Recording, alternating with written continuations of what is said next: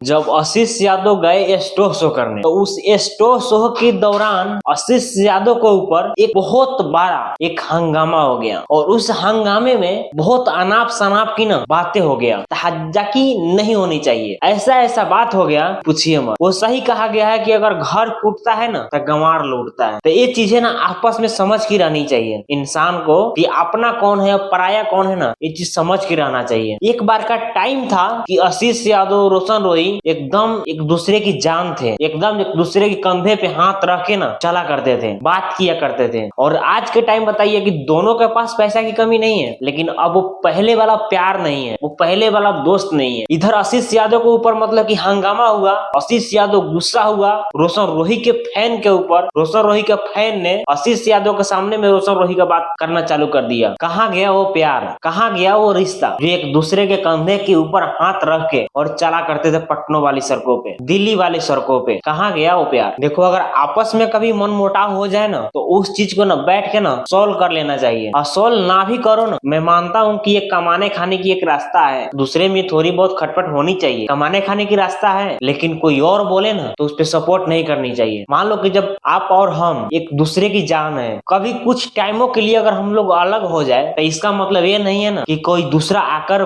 बोल के चला जाए, कोई दूसरा इस चीज का फायदा उठा ले। ऐसा नहीं होना चाहिए। आशीष यादव का गुस्सा कहीं ना कहीं पहली बार देखने को मिला। आशीष यादव के अगर सामने अगर बंदा होता ना, क्या बताए, उसको ना काट दिया जाता, लेकिन ऐसा नहीं करना चाहिए। मान लो कि आप किसी का फैन हो तो किसी को सामने ऐसी बात नहीं बोलनी चाहिए। आज मेरा तबीयत भी थोड़ा सा डाउन लग रहा है। आप सबसे विनती करते हैं कि आप सब कमेंट करके बताइएगा कि क्या ऐसा होना चाहिए या नहीं होना चाहिए। सही कहा गया है कि घर फूटता है तो गंवार लूटता है, तो इस चीज पे हर इंसान को समझना चाहिए। बाकी जब तक के लिए जय हिंद जय भारत, फिर मिलेंगे आप नेक्स्ट वीडियो साथ में और अच्छा वीडियो साथ में। जब तक के लिए बाय बाय।